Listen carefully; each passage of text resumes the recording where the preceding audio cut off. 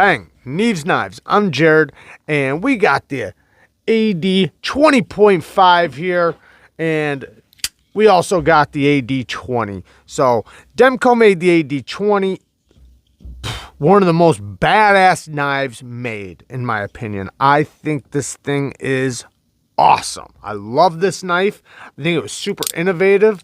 I love it. I love it. Shout out to Mr. Amazing, because I would not have it without him. So thank you, brother. And this, I love this knife. It's so strong. It's so tough. It's so innovative. There's so many things I love about it. And as much as I love a mega slicer, this is not a mega slicer. This is a thick, hard use grind.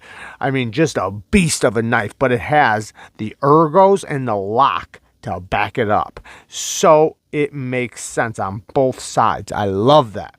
Love it, love it, love it. And even though it's as strong as it is, which, I mean, this thing is like trying to pry a brick, like trying to get play out of this thing. It's so solid. I mean, it's ridiculously solid. And I love that. But with all that, it's still stupid smooth. So that's so amazing. So when this was going to come out, I was all about it. I mean, I was all about this. I thought this was such a great idea.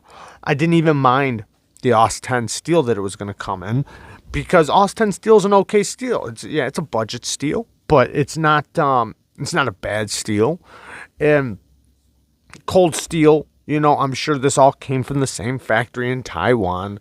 So, you know, I never had a problem with cold steel using it. So, however, we are talking about a major price difference. Now, he had to use that steel because that was the best steel he could use that they could punch out, so that he could get, you know, as many as he did done by the time of Blade Show or by the time they released them. So it made it possible to get a lot of them done.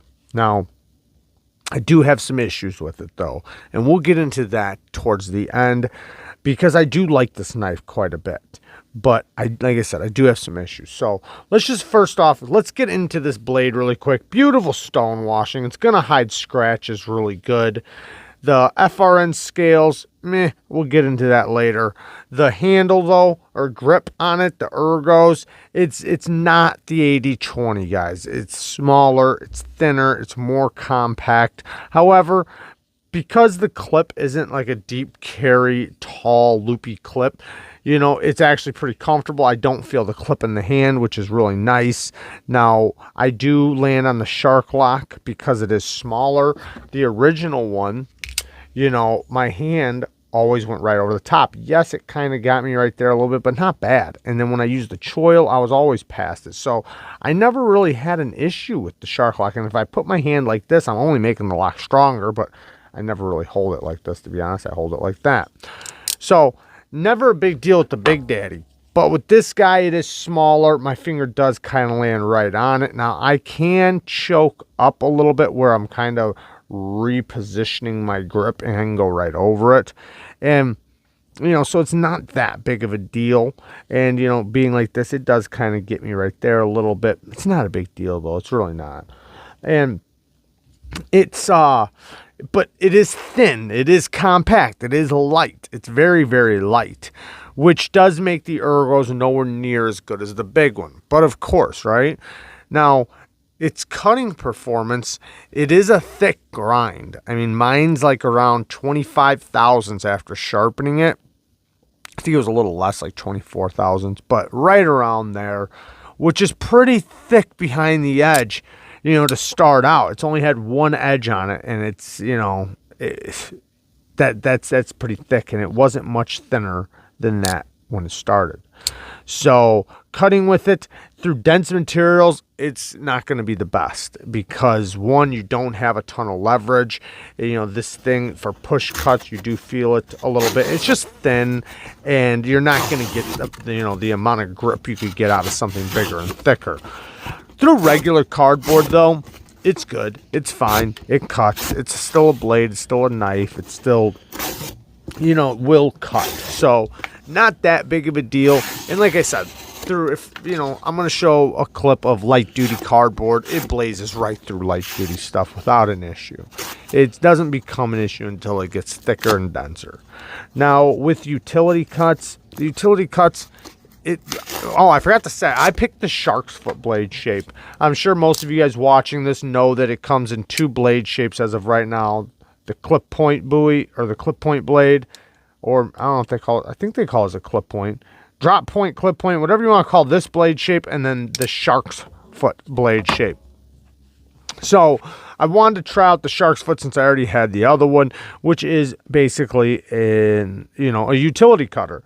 So the utility cuts are great with it. It does cut really good for utility cuts, and it's going to be a strong, durable tip. You're not going to have to worry about breaking or chipping it. And you do get a decent amount of leverage down into the cuts, and, you know, a decent amount of leverage pulling back through the cuts. So it's going to be just fine for utility cutting. Now, for the action, if you haven't watched about the Shark Lock, it is extremely fidgety. I mean, it's basically, you have the Shark Lock holding it in place. That's what's acting as the detent. So when you pull, you can feel the resistance. So you have to get past that point for it to start opening up. So same thing when you're opening it. If you don't put like oomph into deploying it, it's not going to deploy. Like, you can easily fail it, but as long as you put some effort into it, it'll deploy every time. Same thing with the reverse flick. You just got to get it past this point and oomph it. If that's a word.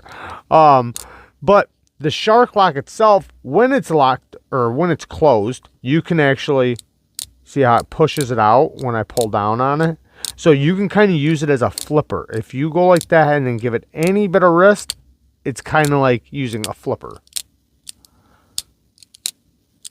Now, when you unlock it, if you just pull straight back, it's not going to close. You have to pull straight back and kind of hook it up. See how it hooks upward? So once it pulls up, that's when it will just fall. And I tend to like to go like this with my thumb because I find my thumb hooks it really good. And I can just let it drop, hit my hand, move it out of the way, and slap it shut. And from here to close, it is kind of satisfying because it closes itself basically. The reverse flick is very easy. The thumb flick is very easy. Slow rolling, it's very easy. And the Shark Lock it's very, very strong. I think I heard Demko say that this one would hold like 750 pounds because I think it would hold 250 per square inch or something like that. I think that's what he said. Don't quote me. You can go listen to him, but it's incredibly, incredibly strong. And that means from the spine.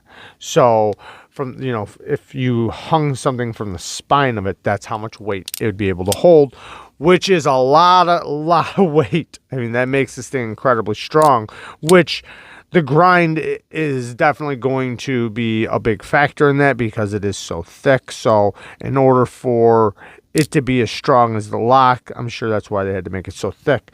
The stop pin is nice and big, which I love to see that. And the sound, I love the sound of this locking in place. You can hear it every time, which really makes you feel confident that you have a strong knife because you know it's locked because of that loud clack. So, and the whole thing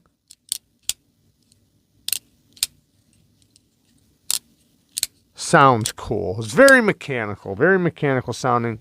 So, getting into the clip works great. I didn't have no problems with the clip really. I mean, it's not as deep as I would like, and they did use the lanyard hole first. You know, I know like the other one had that, and it was going to be the same way.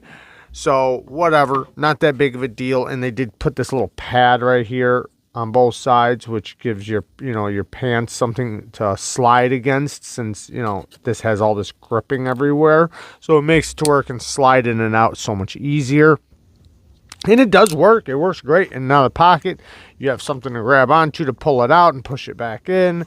And, you know, plenty of ramp and everything. And like I said, in the hand, it is nice and comfortable.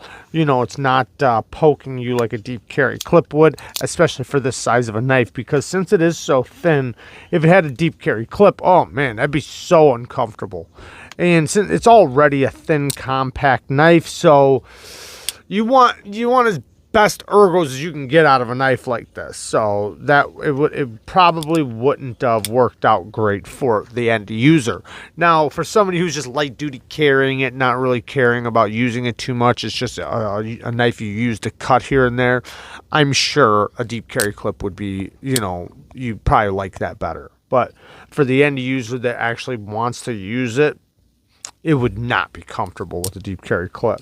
However, since the clip is the way it is, and it's not that tall, I still think they could have slid it back a little bit. You can see it's not that tall. Even if this was all the way back here, I don't think it would bother me. You know, when I'm talking about a deep carry clip, I'm thinking of one that is, you know, tall and, you know, loops over. But anyways, sharpening. I did sharpen the knife. The knife sharpened up just fine. No issues sharpening it. The edge bevel wasn't the best. It did have a couple areas where it wasn't even, I guess you could say. It wasn't even at all. So I did have to tune it up, and it did take a little bit more effort to match my bevel up, you know, consistently, but it wasn't a big deal at all. Not at all. I mean, it went really quick. It sharpened up really fast. AUS 10 sharpens up really quick, and I put an aggressive finish on there. Now, you can put a polished finish on AUS 10. AUS 10 takes a good polishing.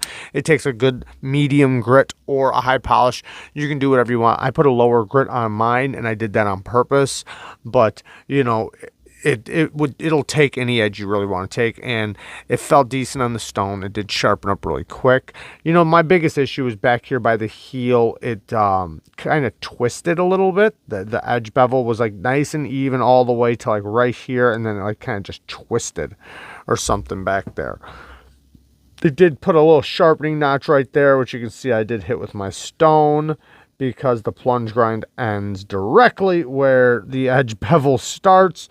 So I'm not a big fan of that, but I will say it's very easy to put a new one in. So I can easily take a diamond file or a Dremel and put in a sharpening choil, or a sharpening notch, I should say, without an issue. So not a big deal at all.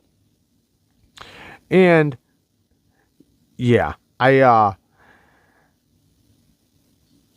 you know, it did feel good on the stones, and it did sharpen up really quick. So no issues with the sharpening. I didn't have no problems deburring or anything like that. But I will say, though, I did not get the best edge retention from the factory edge.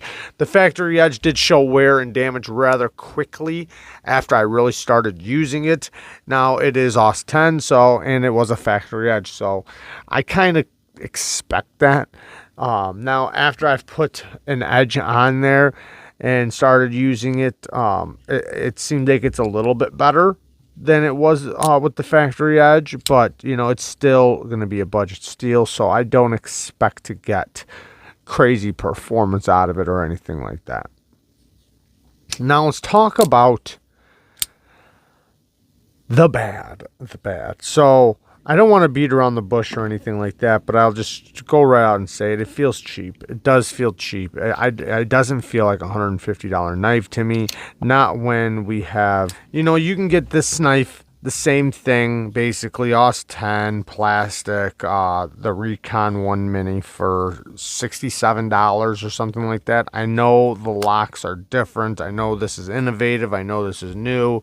So, but, you know, it's just the point that the FRN does feel cheap to me. It feels like plastic, and it feels so light, and they used small hardware. I wish they would have used large hardware. The large hardware would have at least made it feel a little beefier. I am happy they used the T10 pivot. I'm really happy with the T10 pivot, but the rest of the hardware is T6, because I feel flex, a lot of flex in it. I feel, you know, I'm not saying it's not strong. I have no doubt that it's not fully capable and very, very strong, but it does feel light and weak to me, meaning like side to side wise, not like up and down or anything. The lock's incredibly strong, but the pivot collar, I wish they would have did something like this with the pivot collar, because then it would have added, you know, maybe a little more strength in the pivot. So I didn't get so much flex out of it. I mean, I feel like I can flex even the scales, which I can, you know, but I mean like this sideways, you know. Yeah, I just think it feels a little cheap. I think it, listen, I want to say this. I do understand that this is the first one. It's only going to get better from here. This is the bottom of the bucket version. Now, what I'm worried about is that, like, if they did throw G10 or micarta on it, well, what's the price going to be after that? This started at $150, and I understand he was trying to bring it to us, and I appreciate that he was able to do this. But there's a lot of knives out there like this. I know this is made in China, so it's completely different. Taiwan's not. I know it's completely different. But we have 3V, micarta, liner lock, basically the same size, $100, right? For the market, I mean, we are talking about, I don't know.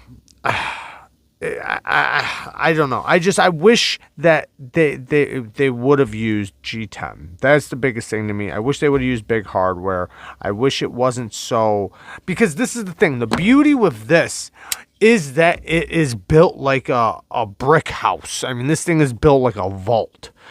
And if you're going to have the grind, I know it's a scaled down version, but basically the same grind as this knife, well, then make it just as tough, meaning, you know, like with big hardware, big pivot.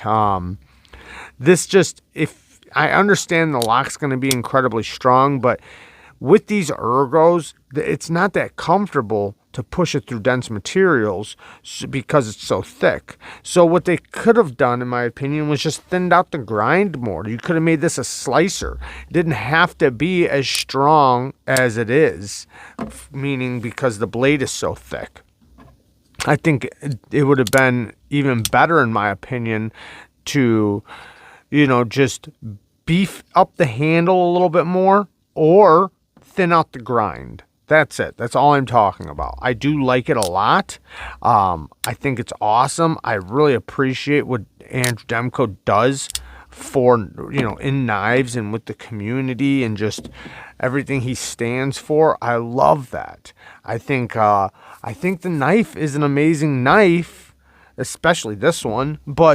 And I'm happy it's here. I just hope to see better versions of it in the future that don't exceed the price that it already is, you know, because $150 for this. I understand the lock. I get it. The lock is the lock, you know, I get that. It's a new locking mechanism, but it does feel like a $50 knife with a $100 lock. You know, and that's what it is. I'm probably going to get it reground because I don't really see me hard using it because I can't. It's not this I could hard use because I get such a grip on it. I can hard use it. This I struggle pushing it through dense materials because it's so thin and compact, and so I'm probably going to do a hollow grind on it.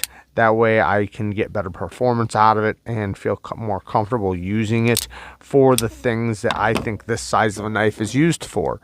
It's small. It's not a big knife, so you got to think about it. I mean, look at how much thinner it is compared to the Big Daddy. I mean, big difference there.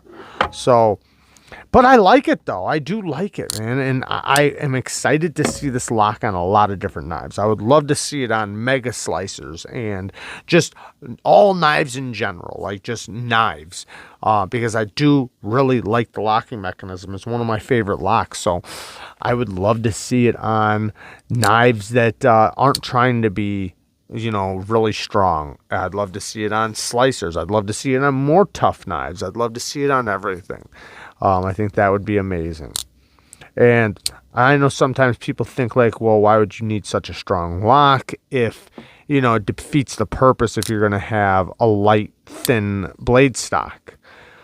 Well, you know, just because it's not going to be as strong because you have a thin blade doesn't mean it's not going to be still strong enough to do what that knife's made to do. And it's such a fun lock to operate that you know, it's cool, you know. So you know, kind of like even like with other locks, you know, they're going to be, you know, if the lock is incredibly strong, but the blade is thin, that doesn't make that knife now not good.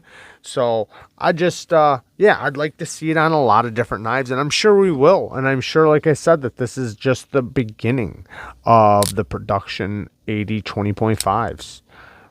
So yeah, I'm excited to see where it goes from here. I love you guys. Peace.